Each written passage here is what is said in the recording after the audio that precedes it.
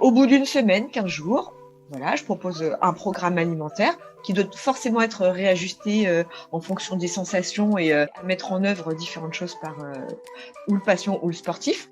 Au bout de quelques temps, la personne va dire bon, le poids, j'y suis ou j'y suis pas forcément, mais je me sens mieux quand même. Je me sens dégonflée, je me sens mieux dans mon ventre, je me sens plus léger. Voilà, je me sens mieux. Et les personnes qui, au départ, me parlaient de chiffres, me disent oui, finalement en fait le chiffre m'importe peu, finalement c'est peut-être la silhouette, je me sens mieux dans mon jean, voilà, le chiffre a pas bougé mais je me suis tonifiée, voilà, ça c'est une satisfaction, apprendre aux gens à se reconnecter avec leur corps.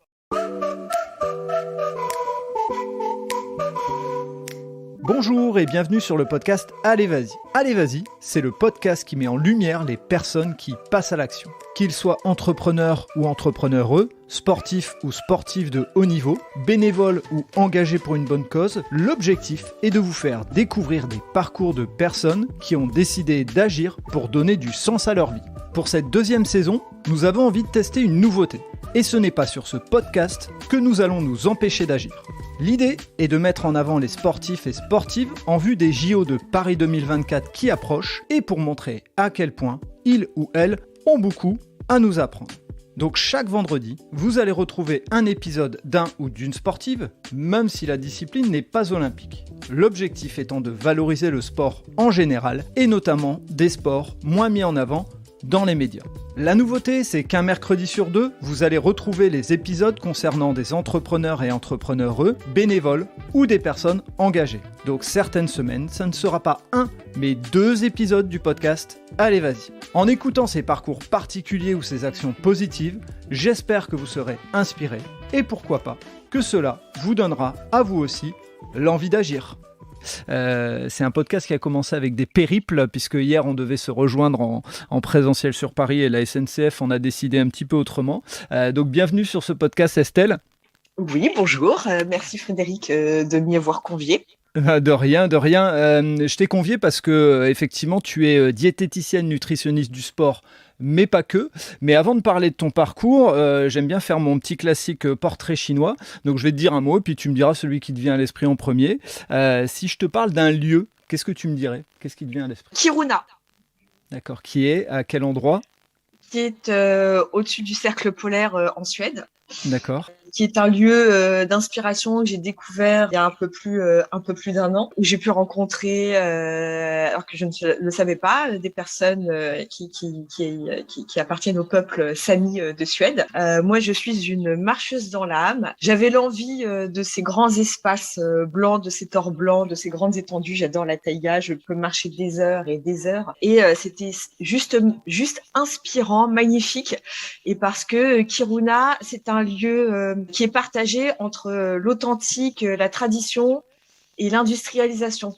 C'est un lieu où tu as à la fois des peuples natifs, autochtones qui y vivent, mais aussi le plus grand gisement de fer à ciel ouvert de la planète. Ce qui fait que, double effet qui se coule, tu as d'une part les populations locales qui ne sont pas que Sami, des Suédois, qui subissent les effets du changement climatique, mais qui subissent aussi un déménagement obligatoire de la ville puisque la mine s'étant agrandie, elle génère des secousses, des séismes, et du coup pour la sécurité des habitants il faut les délocaliser. Donc c'est un déracinement d'une part, c'est une perte des terres et des territoires aussi pour les populations natives qui vivent de l'élevage de leurs rennes.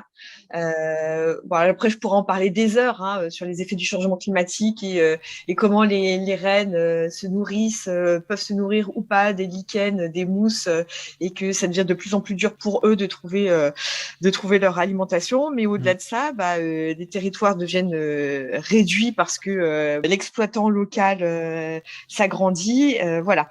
En tous les cas, j'invite les gens à y aller parce que ce sont des territoires magnifiques, encore sauvages à certains endroits.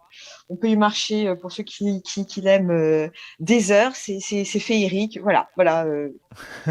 Merci déjà pour cette ouverture, ce qui nous amènera vers la deuxième partie du podcast. Si maintenant je te parle d'une gourmandise, qu'est-ce que tu me dirais ? Le miel. C'est marrant, on vient d'échanger dessus sur Oui, réseau interposé. Donc, le miel, et pour c'est quelle ça. raison le miel? Un plaisir naturel, d'une part, mais tous les goûts étant dans la nature, il y a plusieurs, d'une part, variétés de miel de nectar ou de miel de miela. Kesako, miel de nectar, pris par les abeilles, butiné par les abeilles sur les fleurs. Miel de miela, substances glucidiques récupérées par les abeilles, qui sont des excrétions d'insectes suceurs. Voilà, donc miel de miela de sapin. Voilà, parce que le sapin n'a pas de fleurs. Donc, ce sont des excrétions de pucerons, hein, ou autres insectes suceurs. Je suis pas du tout spécialisée là-dedans, mais qui vont pomper dans le sapin et qui vont excréter des petites gouttelettes glucidiques. Et les abeilles vont les récupérer. Voilà. Pour in fine en faire un miel de sapin. Ça, c'était pour la petite minute culturelle, mais Ok. il existe des saveurs, enfin autant d'espèces végétales qui peuvent être florales ou pas florales, hein, comme on vient de le voir, et des saveurs particulières. Et aussi les propriétés médicinales du miel, reconnues depuis des siècles, hein, même dans l'Antiquité, parce que un miel, un vrai miel, je ne parle pas de miel bizarroïde qu'on peut retrouver sur certains rayons, mais maintenant on n'a plus le droit parce qu'il y a une obligation d'apposer sur les étiquettes, enfin, d'ici la fin de l'année. Alors je pense que certains fabricants vont écouler leur stock, de mettre la provenance, la composition de leur miel. Et oui, bien, bien, bien, bien. Mais un apiculteur digne de ce nom proposera un miel qui aura une teneur inférieure à 20% d'eau. Et ce qui fait que plus le pourcentage en eau est faible, moins il y a de développement de pathogènes, en tous les cas de germes possibles dans l'aliment, que ce soit du miel ou autre. Hein. Et ce qui fait que il peut y avoir une bonne conservation, mais ça peut être aussi utilisé sur des plaies. Voilà, ça c'était aussi un autre aspect. Et on a aussi toute une spiritualité autour du miel. Bref, le miel, moi j'adore, c'est excellent. Si je te demande une passion ou un passe-temps, qu'est-ce que tu me dirais? Ah, c'est difficile parce que j'en ai deux. De fait, j'adore marcher. Comme je le disais, je peux marcher des heures. Souvent, j'aime bien partir sur mes routes seule. Enfin, j'ai pas besoin d'être dans. Je n'ai jamais fait de voyage organisé de ma vie. Quand je pars, c'est avec une carte, un sac à dos, une boussole. Je sais pas, après des choses pour. On est dans la précaution, hein, couverture de survie, enfin, tout ce qu'il faut dans le sac à dos et que ce soit sur mes périples arctiques ou même en France, je prends une carte et je vais en fonction du temps. Je prévois un minimum peut-être pour du transport qui va être ferroviaire, un point de chute éventuellement, mais après je vois sur place parce que j'aime bien me renseigner avec les locaux et découvrir des choses qui ne sont pas forcément inscrites dans des guides. Et ma foi, selon l'inspiration du jour ou selon les discussions que j'ai avec les gens que je rencontre, je vais aller visiter tel ou tel site ou je vais passer plus de temps à tel ou tel endroit. Voilà, donc la marche en soi ou même la marche urbaine, hein, marcher, ça me permet aussi de penser autrement. Je continue toujours à penser à différentes choses, des thèmes, des problématiques. Je continue à penser, mais autrement. Et quand j'emprunte des sentiers en montagne, j'aime bien le parc des Écrins, par exemple, j'ai l'impression d'avoir la tête lourde et chargée au départ de ma route.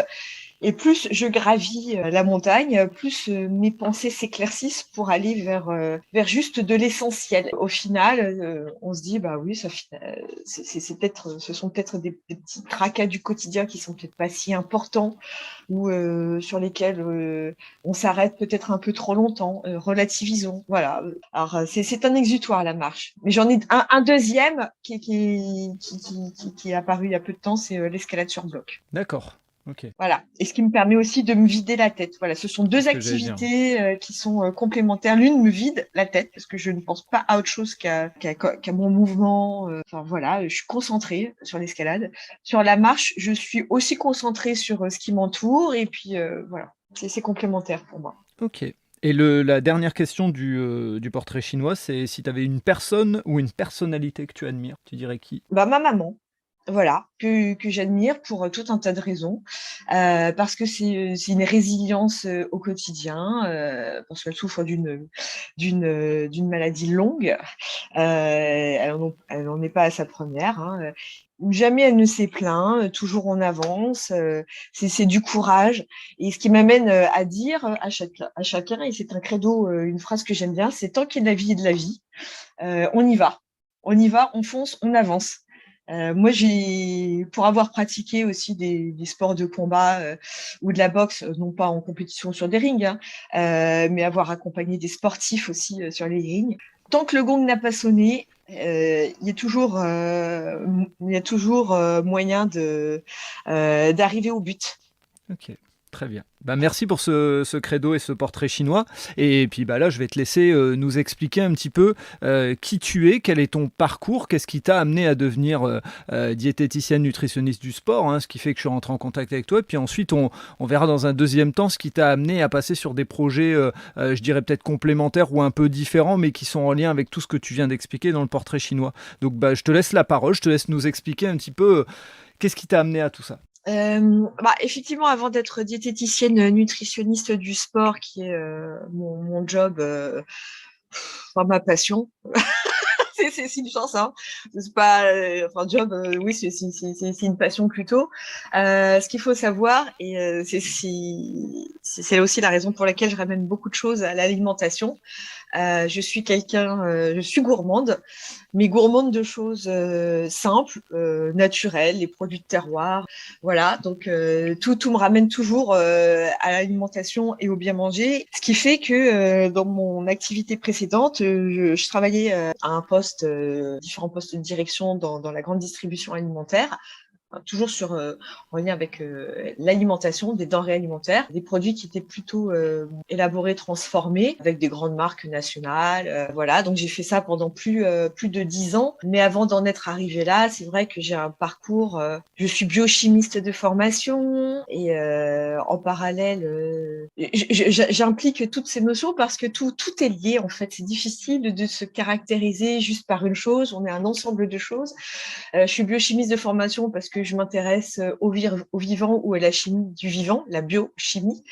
À côté de ça, j'ai toujours fait pratiquer une activité sportive, partant du principe qu'aujourd'hui, notre plus grand capital est notre corps, qui nous a été donné à notre naissance, et qu'on a tout intérêt à entretenir de la meilleure façon possible avec ce qu'on peut, à savoir de l'activité physique qui n'est pas forcément sportive, qu'on ingère. Donc on veille à la qualité de ce qu'on va ingérer, et pour certains, je leur dis toujours, c'est peut-être un petit peu interpellant ou choquant ou impactant, mais ton corps, est-ce que tu le considères comme un temple ou comme une poubelle?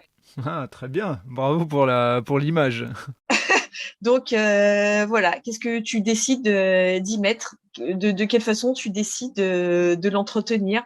Parce que si toi-même tu ne décides pas de le maintenir en bon état, ce qui nécessite de l'activer, de marcher, de bouger, personne ne le fera à ta place. Donc voilà, tu es le premier acteur de ta santé, sachant qu'il y a des pathologies pour lesquelles on ne peut pas toujours agir, mais pour lequel on peut essayer d'avoir un mieux-être. Voilà, donc biochimiste de formation, j'ai décidé de m'orienter non pas dans la recherche fondamentale, mais plutôt dans de l'agroalimentaire, parce que ce qui m'intéressait, c'était de savoir dans quelle mesure, par exemple, des packaging, des allégations nutritionnelles pouvaient influer sur les comportements des consommateurs, comment on pouvait aussi les orienter. Alors ça, c'était un vœu pieux et naïf quand j'étais beaucoup plus jeune, comment on peut les aider, mais finalement, au bout de plusieurs années, je me rends compte que certaines marques sont plus dans créer du besoin, alors que certains besoins peuvent être couverts très simplement. Donc, on crée des besoins, on invente,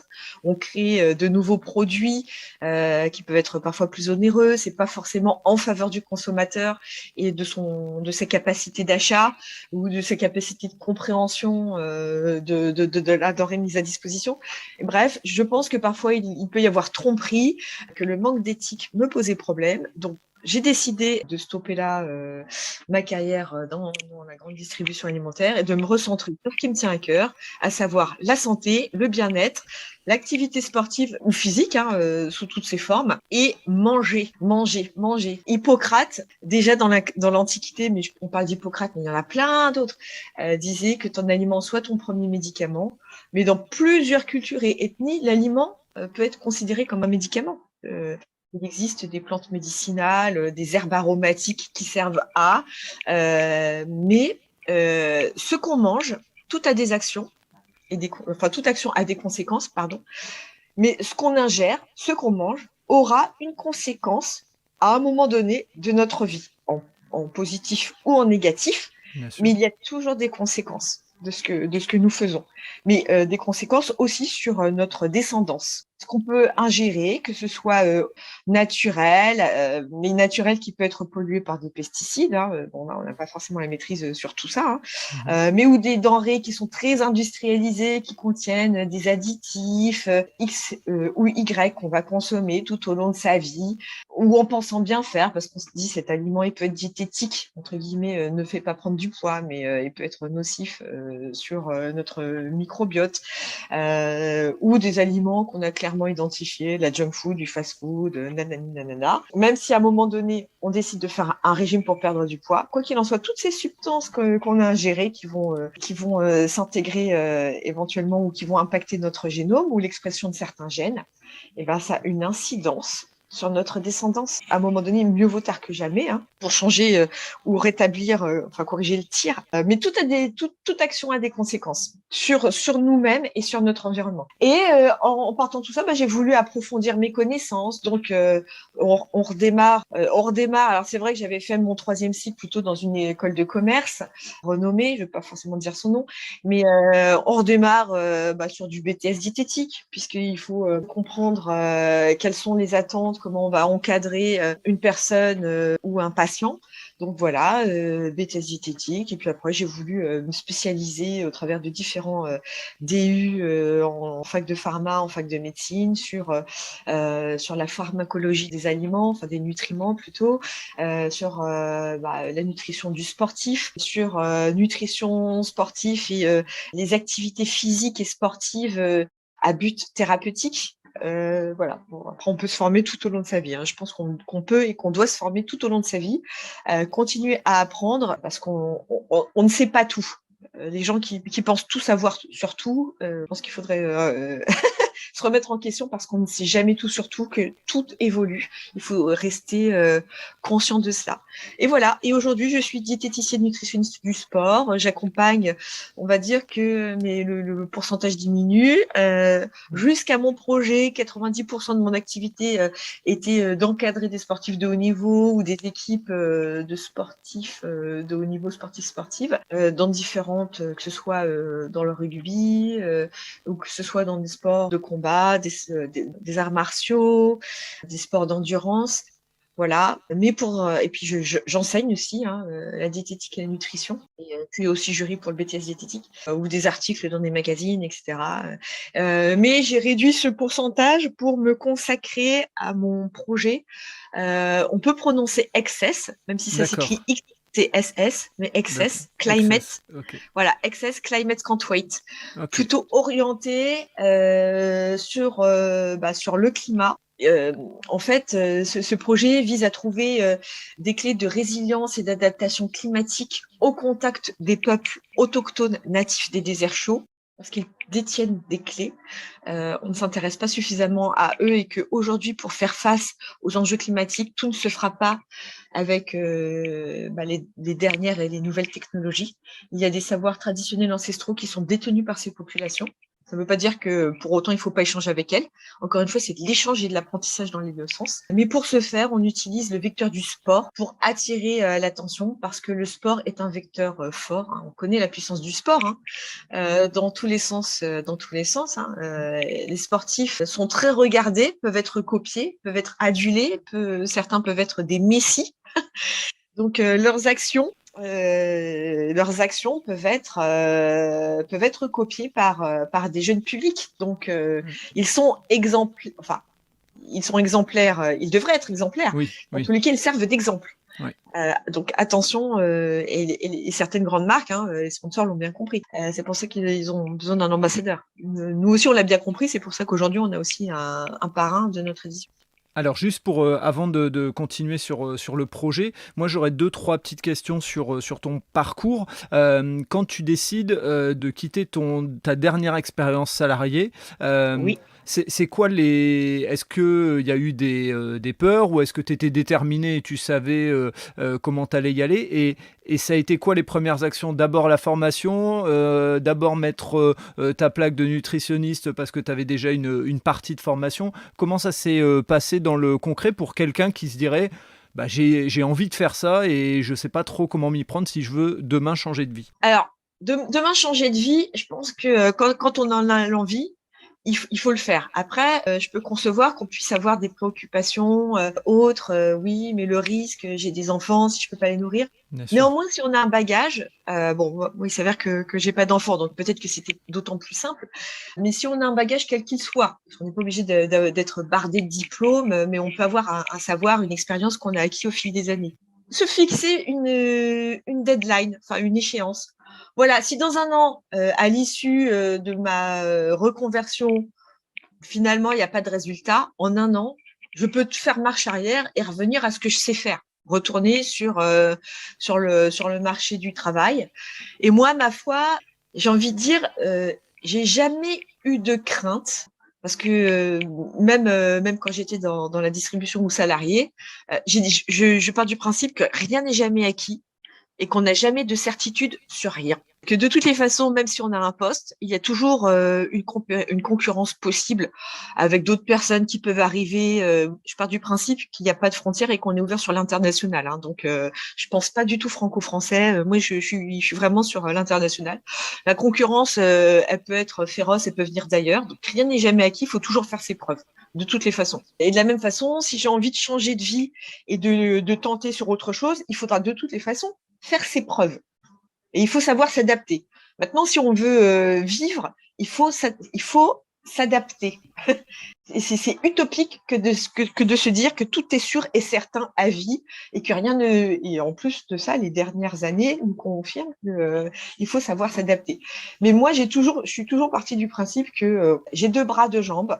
Même si je ne retrouve pas le poste que j'avais, qui pouvait être un très bon job, s'il faut vivre, je sais pas.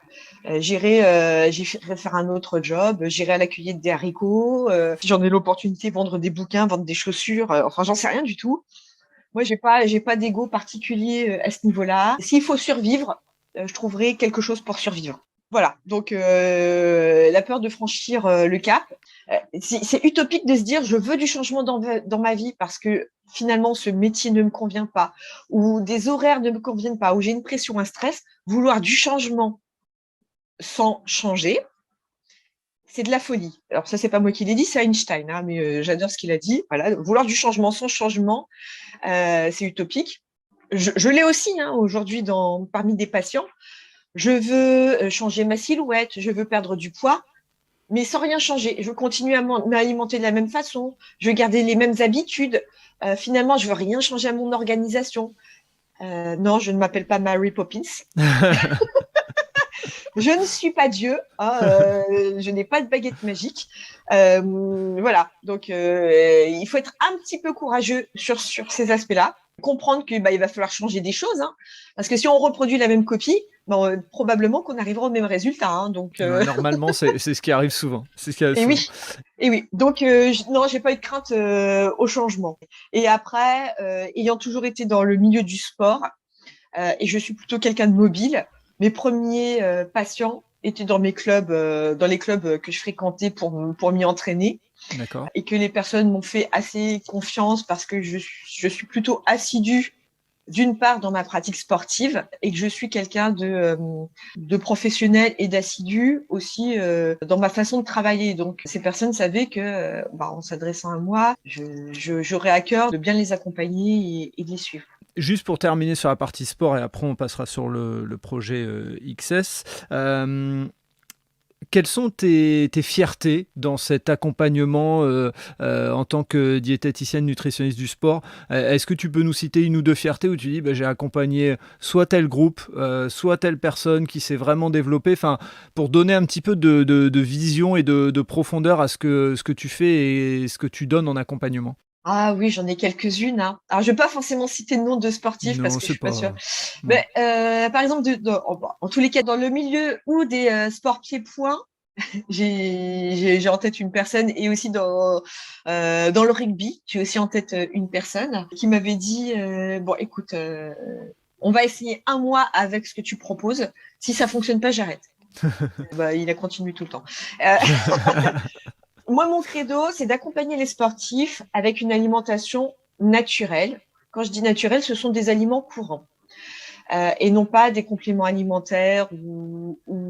Je veux que la santé, c'est la base, et la performance soient accessibles à la portée du plus grand nombre. Donc, qu'on soit sportif ou patient avec des problématiques de santé, il faut que je puisse m'alimenter en fonction de mon budget, où que je me trouve sur la planète.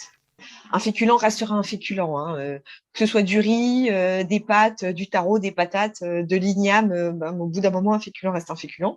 Donc, il faut pouvoir s'alimenter avec ce que j'ai à proximité.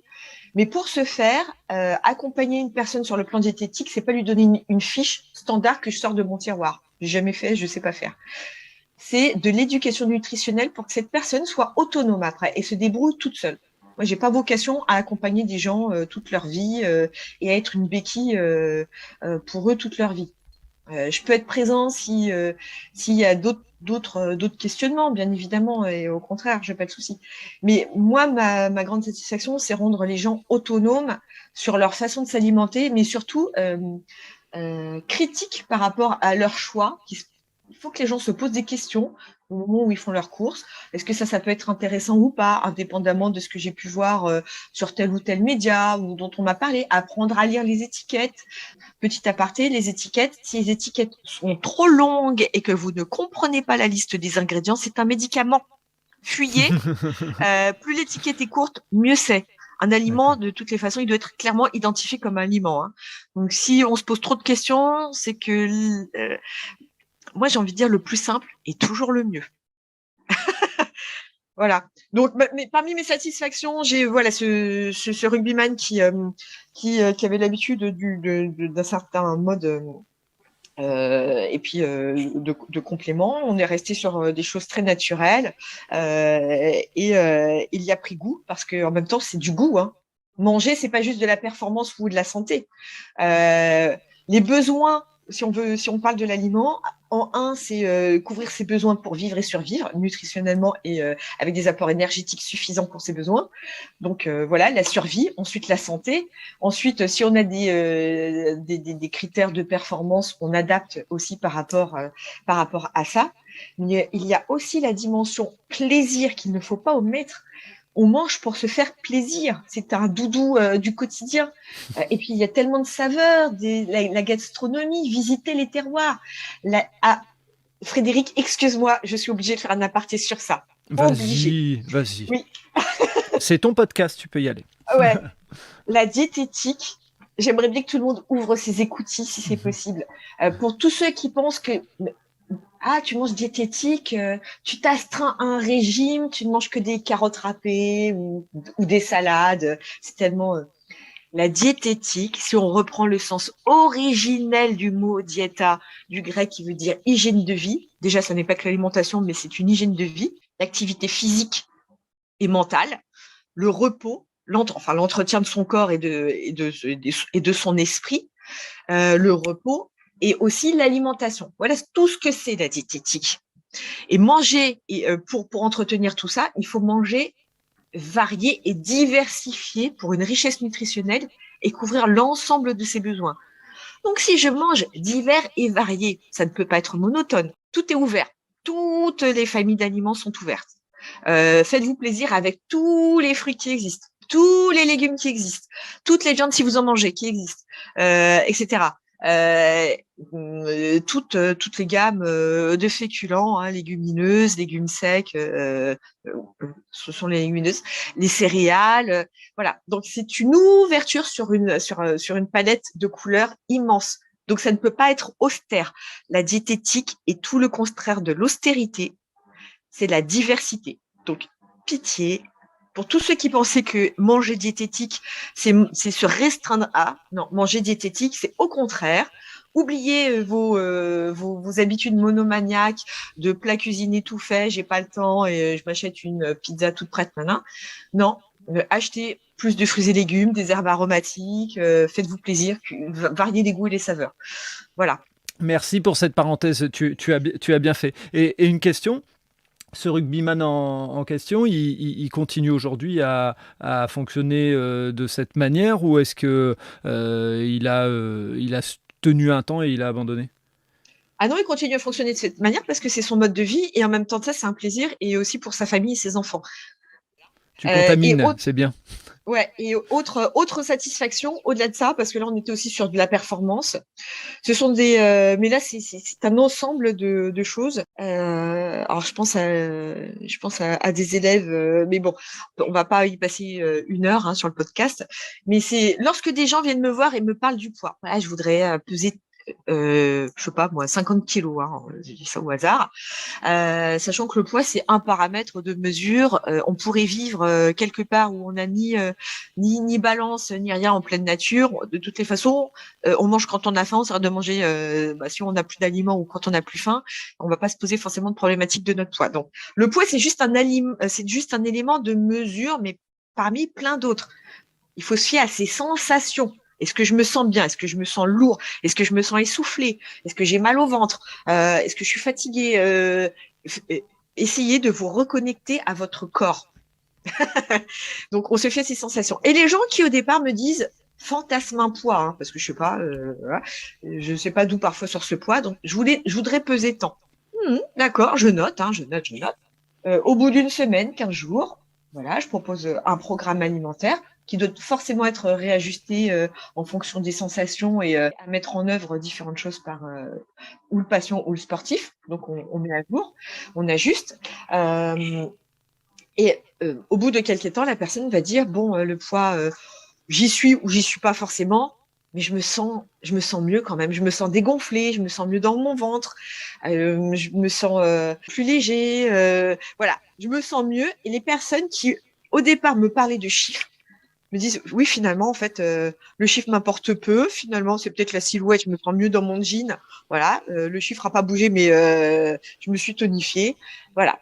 Ça, c'est une satisfaction. Apprendre aux gens à se reconnecter avec leur corps. C'est une très très bonne leçon, je trouve, dans la manière d'aborder les choses. J'aurais juste, avant de passer au projet, une dernière question sur la nouvelle génération, parce que on pourrait se poser plein de questions, et donc toi tu formes des jeunes à devenir diététiciens ou diététiciennes, nutritionnistes. Et est-ce que tu constates des changements? Est-ce que ça reste pour toi, tu as de plus en plus par exemple de végétariens, ou tu as de plus en plus de malbouffe? Comment tu vois les choses toi avec ton œil de professionnel? Est-ce que tu constates quelque chose? Alors, et dans la formation en tant qu'enseignante, alors j'enseignais en milieu diététique pour former des futurs diététiciens. Là, plutôt, je les évalue quand ils passent leur examen. Faire des soutenances. Mais là, j'enseigne plutôt auprès de profils, par exemple en école d'ostéopathie, des futurs professionnels de santé, mais de façon à ce qu'ils aient un discours adapté. On s'improvise pas diététicien justement, mais quand on observe des comportements à risque, justement dans l'alimentation, savoir les orienter vers le bon praticien et peut-être décrypter ou dire aux personnes, voilà, ce que vous pensez n'est peut-être pas tout à fait exact sur la façon de s'alimenter. Donc, orientez-vous vers un professionnel de la nutrition, etc. J'ai des jeunes danseurs que j'accompagne aussi parce qu'il faut qu'ils apprennent à bien s'alimenter. C'est dans ce cadre-là aussi qu'ils ont des cours de diététique. Néanmoins, dans les jeunes publics, si on s'intéresse aux jeunes publics, j'ai pas forcément plus d'attirance sur du végétarisme, plus que dans des patients de jeunes patients qui me contactent. Il y a du questionnement. Manger moins, quand même, moins de denrées animales. Ça reste un questionnement et c'est une tendance. Mais au-delà de ça, alors, je suis obligée de développer, excuse-moi encore, Non, Frédéric, parce que t'inquiète pas. c'est un thème qui me tient à cœur. La question du végétarisme, c'est une question qui fait débat depuis l'Antiquité, hein, donc on n'a rien inventé aujourd'hui. J'en parle parce que j'avais fait des recherches pour avoir écrit un article sur les gladiateurs antiques végétariens. Donc, en faisant mes recherches, qui m'ont replongé dans des lectures sur Pline l'Ancien, Claude Galien, médecin du sport, on pourrait dire, hein, l'Antiquité, Hippocrate. Voilà, ça fait débat. Donc le végétarisme, ne serait-ce que ou Plutarque, hein, déjà qui a qui incitait à être dans la modération et la sobriété de consommation. Donc ça n'est pas nouveau. Ça fait depuis un moment qu'on en parle, d'être dans de la modération et de la sobriété. Ne serait-ce que pour être en bonne santé. Manger davantage de végétaux pour tous les bienfaits, les vitamines antioxydantes, les fibres, les glucides, l'énergie qui peut être apportée, entretenir son microbiote intestinal pour être en bonne santé. Voilà pourquoi on doit manger des végétaux. C'est pour être en bonne santé. Après, on peut s'intéresser, bien évidemment, à nos milieux naturels, parce qu'aujourd'hui, certaines personnes vont dire il faut être végétarien pour limiter les émissions de gaz, de CO2, de gaz à effet de serre, pour préserver notre environnement. Mais avant toute chose, c'est pour préserver sa santé et l'homme, avec un grand H, faisant partie d'un écosystème, la biodiversité, étant une espèce animale, faisant partie de la nature, comme toutes les autres espèces animales, si on entretient la bonne santé de l'homme, de l'espèce humaine, on entretient la bonne santé de la nature, de toutes les façons.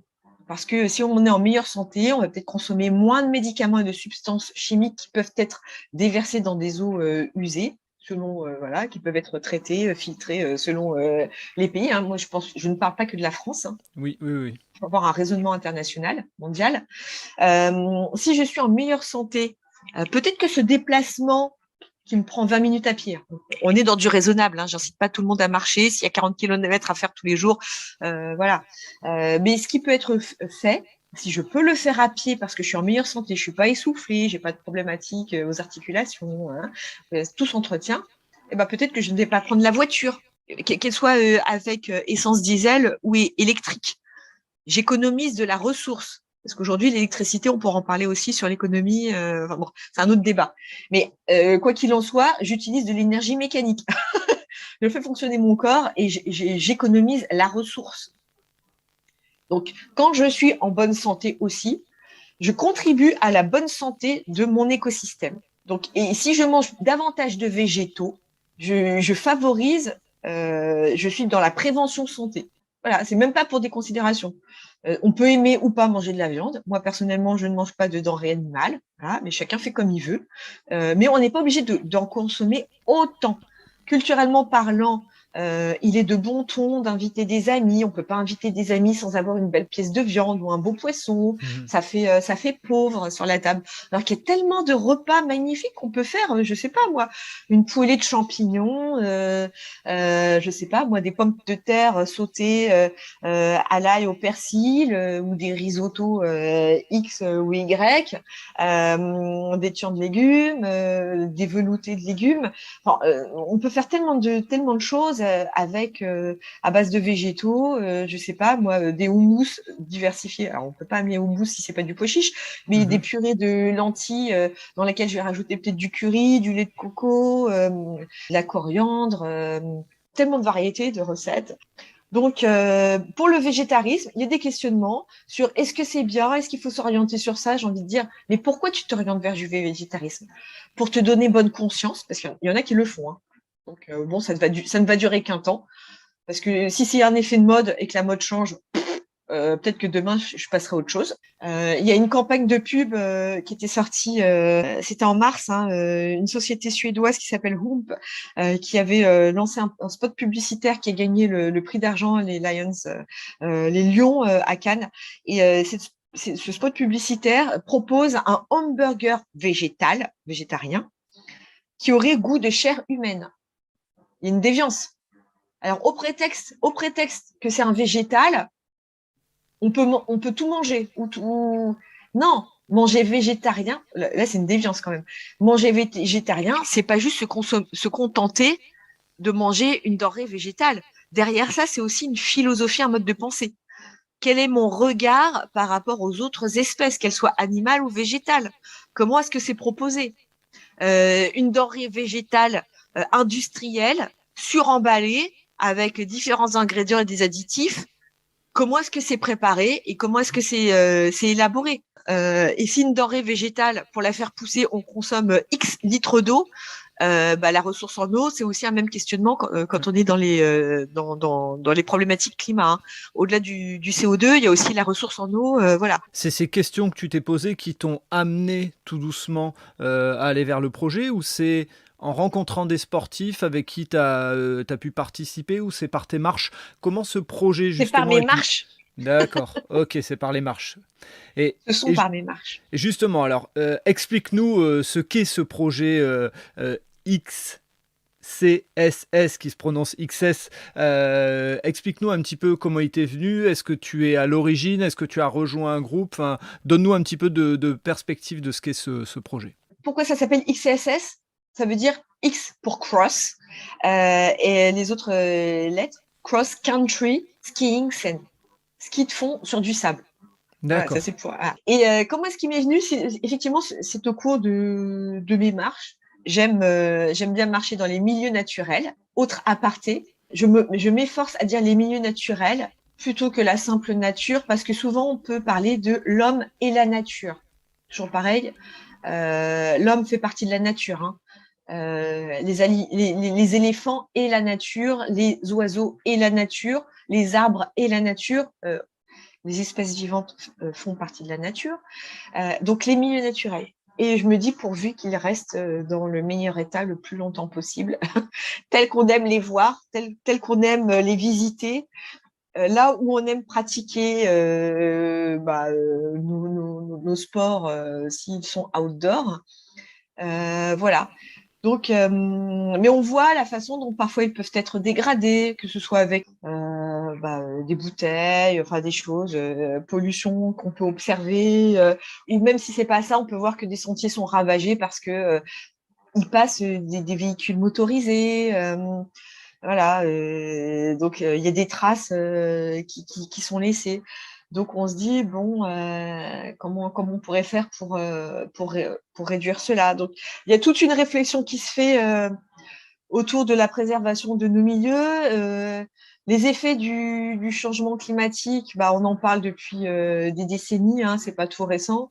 J'avais écrit un article qui faisait référence aux Trois de Charcot, notamment avec Claude Lorius. On va pas reparler de cet article, mais si j'ai bonne mémoire, qui était un climatologue, un glaciologue qui avait déjà, dans ces années-là, les grandes expéditions françaises dans les années 50, en faisant en extrayant des carottes de glace, vu qu'il y avait déjà des évolutions dans les températures au niveau des pôles.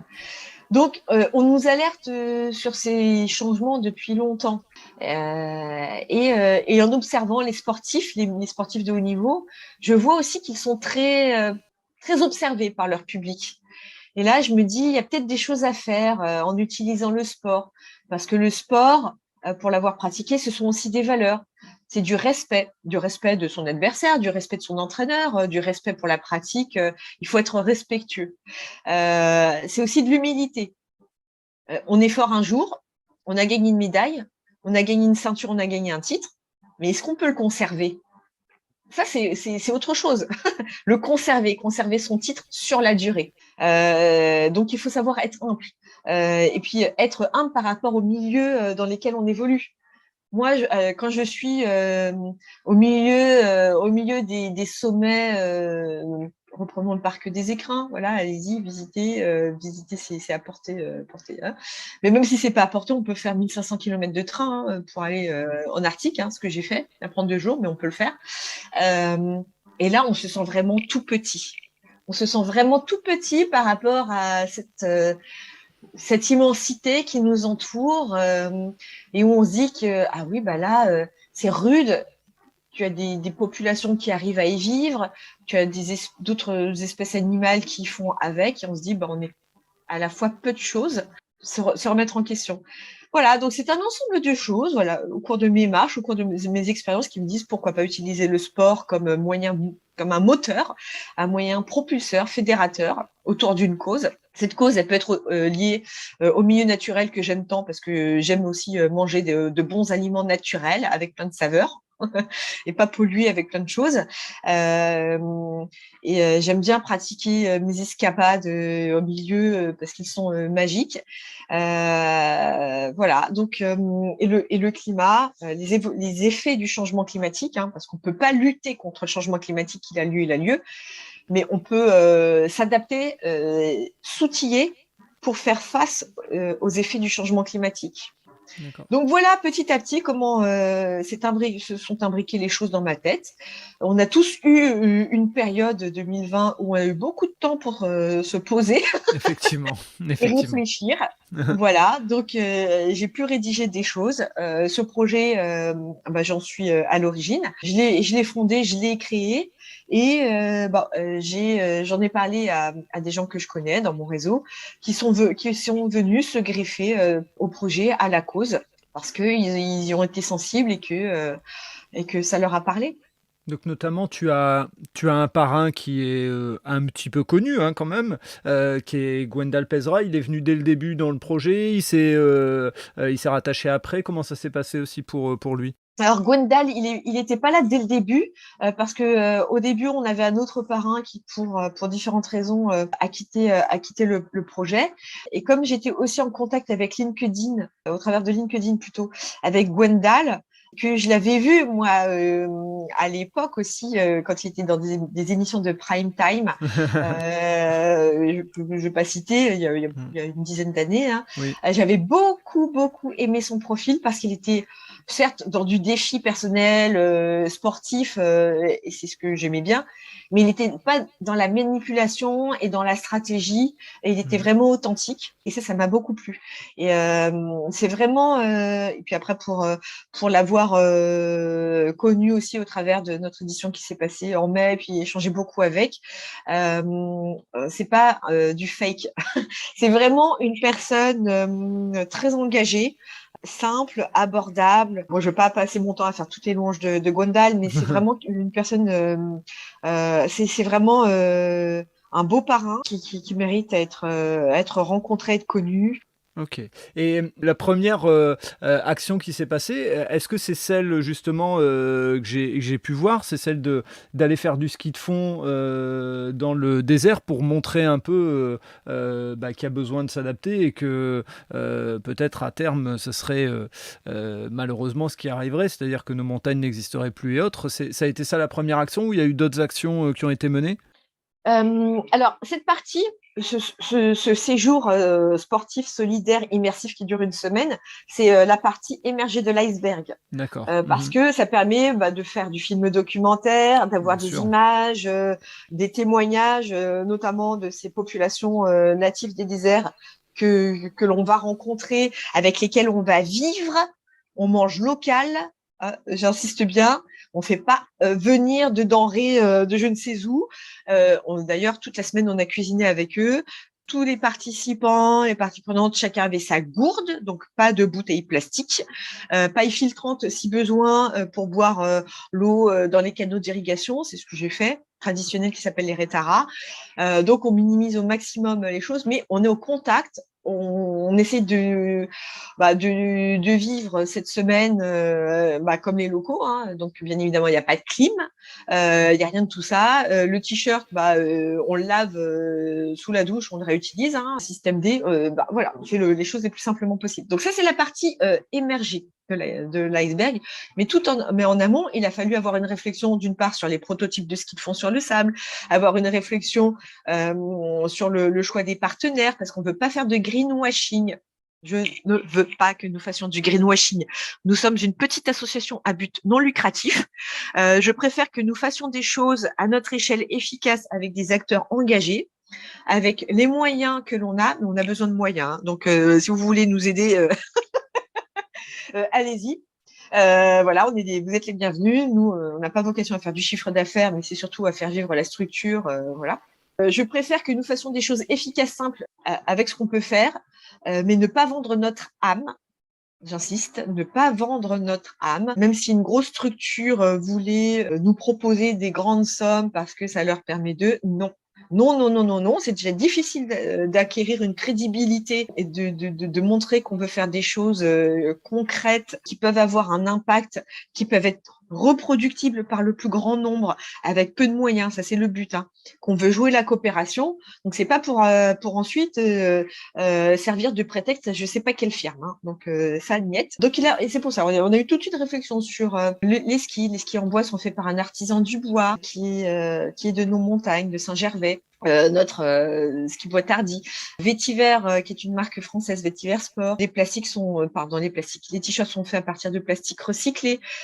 Aujourd'hui, c'est ce modèle, mais si après on peut créer local en fonction du savoir-faire et des recommandations de Vétiver, parce que chaque édition aura lieu dans un endroit différent.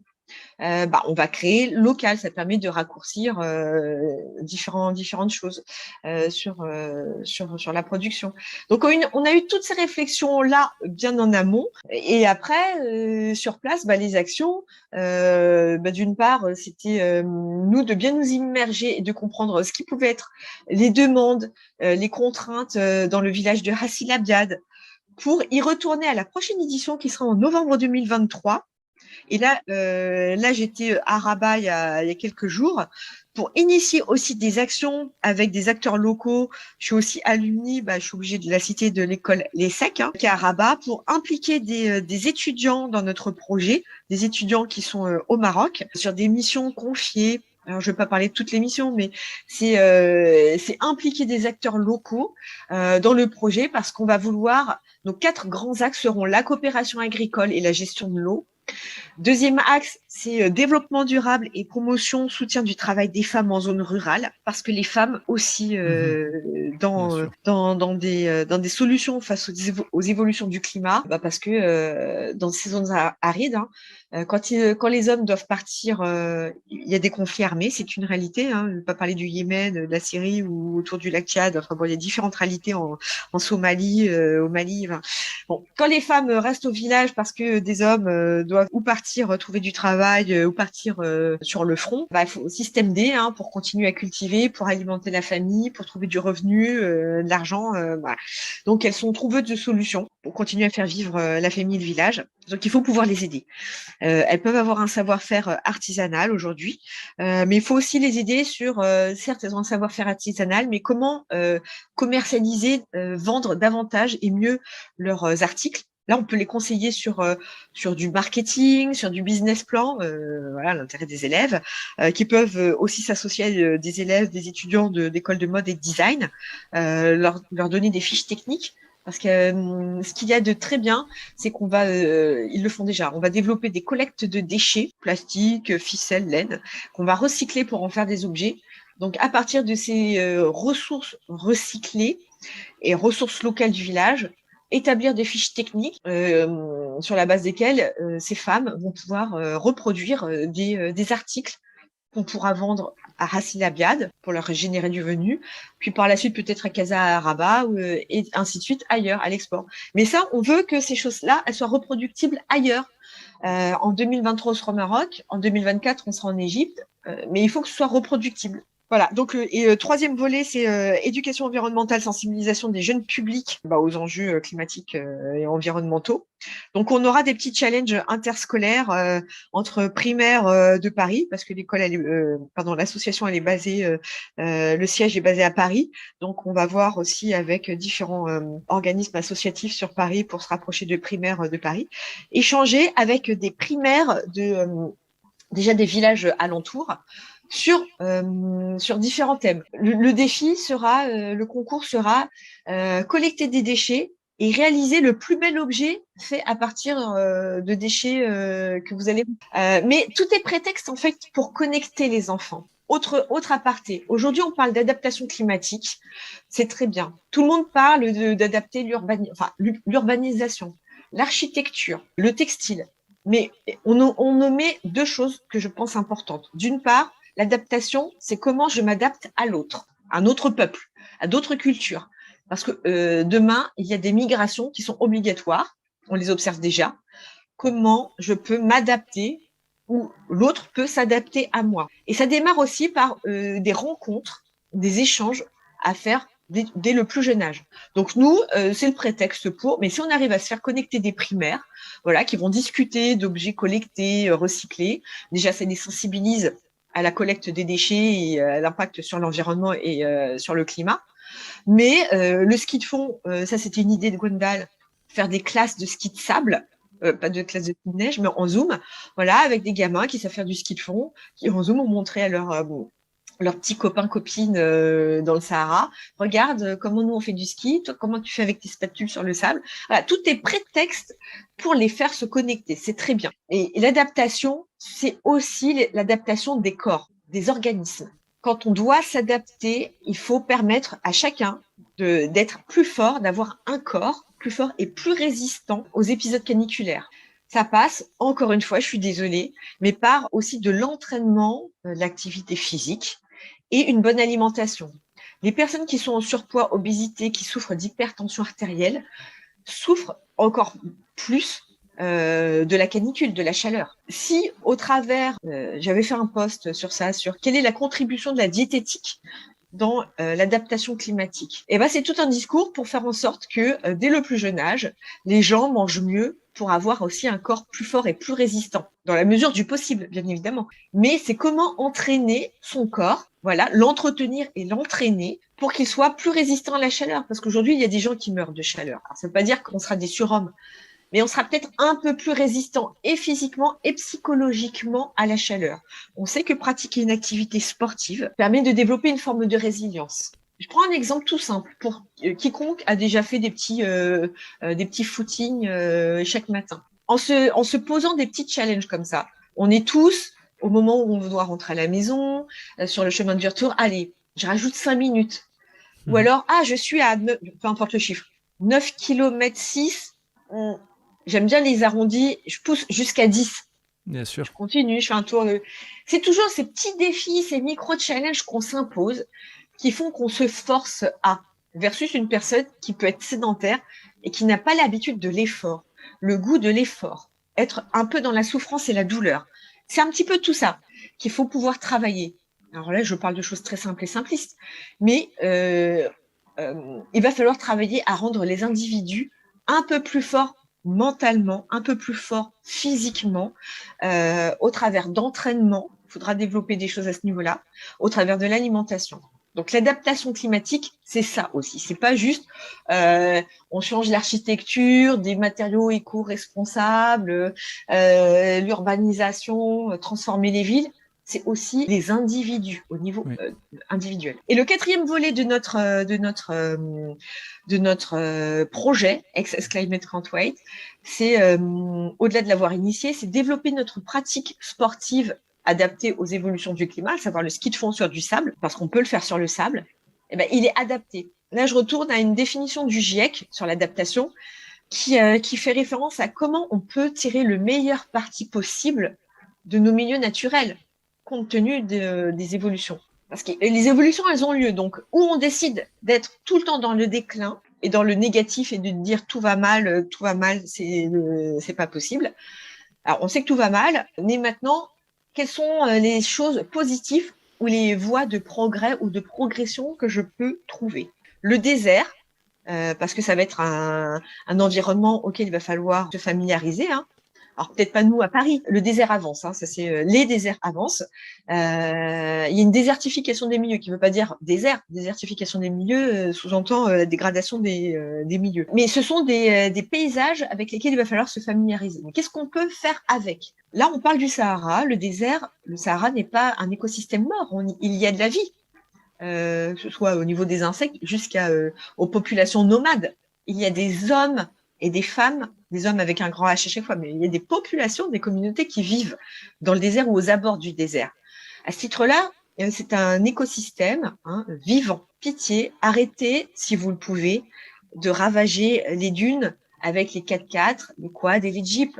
Il y a des populations qui vivent, ou réduisez-le, mais nous, on y était jusqu'à 3-4 heures du matin, des personnes qui étaient en jeep, qui n'avaient aucun respect des villageois et qui tournaient à pas d'heure. Alors tu vas dire, oui, mais du coup, les villageois, ils louent des jeeps et des 4x4, des quads.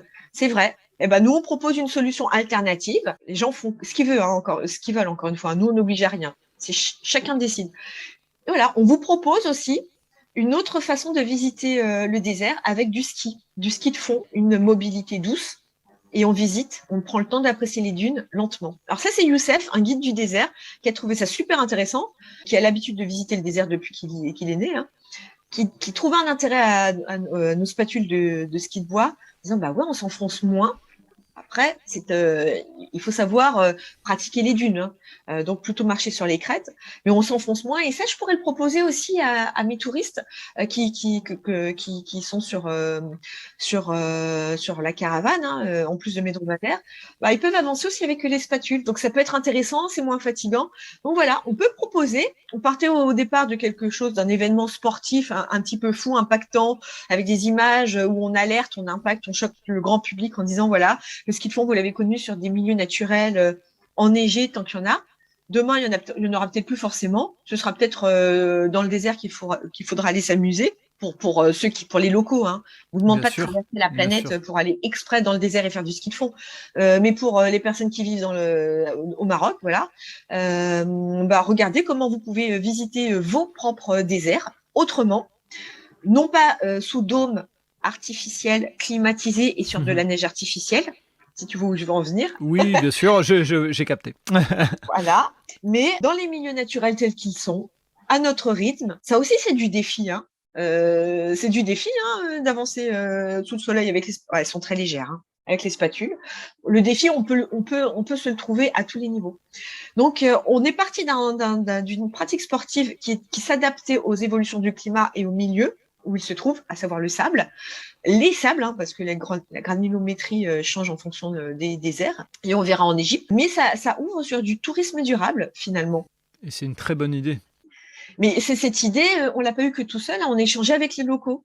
On l'aurait pas eu si on n'avait pas échangé avec les locaux, parce qu'on a eu une après-midi de conférence. Des femmes, d'ailleurs, disaient, mais c'est même moins dangereux pour nos enfants, parce qu'il y a des accidents mortels de quad qui se renversent sur la grande dune, ou de jeep qui passent à proximité, et puis il y a des enfants il y a des accidents mortels, et là ça peut être une autre façon pour nos enfants peut-être de pratiquer. Donc il y a eu une réflexion, alors que le ski à Hassil Abiad, ils pratiquent pas, hein, jamais, hein. jamais. Et là ils ont été emballés par l'ouverture que ça pouvait proposer. Alors, je pourrais parler beaucoup plus encore de tous nos échanges qu'on a eus et de l'ouverture que ça a généré, parce que nous, on voulait de la coopération. Et à partir là, on était dans le cœur du sujet, hein, à l'issue de cette conférence. On a eu des problématiques parce qu'on est sur du prototype, sur des sangles qui ont pu lâcher. Donc, il faut qu'on améliore nos prototypes. Donc, c'est ce sur quoi on va s'attacher pour aussi l'édition 2 et les suivantes, hein. De toute façon, les prototypes, ils sont voient évoluer. Et on avait Mohamed, qui est le propriétaire, l'un des propriétaires de l'auberge Sahara à Hassil Abiad, où nous étions logés. Il a passé sa soirée avec un apprenti à réparer avec je sais pas moi, des sangles, je sais pas ce qu'il avait dans sa caisse à outils. Ça, c'est un Géo trouve-tout, hein, à nous réparer des sangles. Et là, on était dans de la coopération. Pour lui, ça lui rapportait rien, hein, à lui. Mais il a compris qu'il y avait un intérêt et que des choses se jouaient, qu'il y avait un enjeu. Et là, on veut de la coopération, on l'a eu. Au-delà de l'événement sportif, il n'y a pas de chrono, c'est pas une course, ça n'a jamais été la finalité de notre projet, hein. Donc, les personnes qui pourraient être intéressées et venir faire un chrono, ils peuvent faire un chrono personnel. Mais nous, on n'est pas une course, nous, on est plutôt dans du défi solidaire. Jusqu'à quel point tu es prêt à t'engager pour soutenir l'autre. Ça, c'est autre chose. Et justement, vu qu'on approche de la fin du podcast, si quelqu'un a trouvé ton projet, enfin le projet XS Climate intéressant, comment il peut aider ? Tu as dit tout à l'heure, une entreprise ou autre qui veut pas faire du greenwashing, hein, qui a une vraie volonté, elle peut tenter de devenir partenaire avec vous. Est-ce qu'il y a d'autres moyens pour des monsieur et madame tout le monde, et ils peuvent faire des dons à l'association ? Comment ça se passe ? Ouais. Ils peuvent tout à fait faire des dons à l'association, c'est déductible des impôts. Donc, Hello Asso, XS Climate Can't Wait. Ok, on mettra le lien dans les notes du podcast. Ouais, c'est ça. Ou alors nous envoyer un mail et puis on les renvoie. On les renvoie sur le lien Hello Asso. Et puis après, pour les structures, les entreprises, ça peut être au travers de mécénat, au travers de sponsoring, des choses assez classique à ce niveau-là. Hein. Ok. Donc les prochaines grandes étapes, c'est 2023 dans le Sahara, c'est ça, et ensuite 2024 en Égypte. Et est-ce qu'il y a un autre événement qui doit arriver ? Je pense que tu m'as parlé de COP27, c'est ça, si je ne me trompe pas Alors, en novembre 2023, ce sera la semaine séjour immersif à Hassid Abiad. D'accord. Mais là, dès le mois d'août, dès le mois de septembre, on initie déjà les actions sur les différents volets que j'ai cités. D'accord, ok. Coopération agricole, parce que ce qu'on ne voit pas forcément, c'est tout ce qui se travaille en coulisses. Et tout ce qui se travaille en coulisses, ce sont toutes les semaines et tous les mois qui vont séparer chaque édition sportive visible, mais tout ça, ça se prépare. Le matos, l'équipement, il y a de la réflexion d'ores et déjà. L'implication des étudiants, là, on est en train d'essayer de voir avec le bureau des sports, des SEC, pour intégrer aussi des étudiants dans du process. On va voir à quelle façon. Ou pourquoi pas faire de l'atelier conférence pour sensibiliser des étudiants sur le campus et voir comment ils peuvent intégrer le projet sur différentes missions en lien avec les thèmes que j'ai évoqués. Donc tout ça, c'est à partir de là, dès septembre. Là, je parle des étudiants, mais c'est pareil avec les entreprises avec lesquelles on travaille. On va avoir vraisemblablement un volet apiculture. Et oui, autour du miel. Les abeilles étant des pollinisateurs naturels. Donc tout ça, on le travaille dès le mois de septembre. Donc welcome toutes les bonnes volontés. Hein. Ok, écoute, c'est bien noté. Je pense que nous, on se retrouvera à un moment ou un autre sur mon autre podcast Loin de chez soi, parce que toutes ces aventures, j'ai dû un peu te couper, mais j'ai vraiment envie d'en entendre un peu plus sur la marche et les endroits où tu as pu aller. Donc on va se retrouver d'une manière ou d'une autre sur le podcast Loin de chez soi. Moi, je te remercie beaucoup d'avoir pris le temps de me parler de ton projet, de me parler de ton parcours, d'avoir fait confiance au podcast Allez Vas-y, parce que effectivement tout le monde n'accepte pas de venir partager ou choisir un peu ces podcasts, donc merci d'avoir accepté mon invitation. Et puis toutes les personnes qui t'ont côtoyé ou t'ont entouré dans leur parcours et qui auraient envie de venir partager un peu de leur expérience, qu'ils soient sportifs ou bénévoles ou entrepreneurs, même sont les bienvenus, hein, puisque l'objectif c'est de mettre en lumière les gens qui passent à l'action. Donc voilà, n'hésite pas à faire la pub aussi autour de toi. Oui, absolument. Et merci pour ce temps de parole. De rien. Je peux parler encore des heures. Hein. Je sais, tu me l'avais dit en off et j'ai cadré. Oui, merci beaucoup Frédéric. De rien, à très bientôt. À très bientôt. Merci d'avoir écouté cet épisode jusqu'au bout. J'espère que vous avez apprécié ce moment et si vous voulez en savoir plus, rendez-vous sur les notes du podcast. Si vous avez aimé cet épisode, n'hésitez pas à en parler autour de vous pour donner encore plus de lumière aux actions des invités. Si vous avez envie de suivre Allez Vas-y, abonnez-vous et évaluez le podcast, notamment sur Spotify et Apple Podcasts, sur votre plateforme d'écoute préférée. Si vous voulez faire avancer mon travail, laissez un commentaire sur Apple Podcasts, ça aide à faire connaître le podcast. Pour ceux qui ne le savent pas encore, j'ai lancé un autre podcast sur le voyage qui s'intitule Loin de chez soi. Il est disponible sur Apple Podcasts, Spotify, Deezer et sur les plateformes d'écoute. Je vous donne rendez-vous un mercredi sur 2 pour un podcast Allez Vas-y sur les entrepreneurs et entrepreneureux, les bénévoles et les engagés. Et tous les vendredis pour un épisode consacré aux sportifs et aux sportives. D'ici là, portez-vous bien.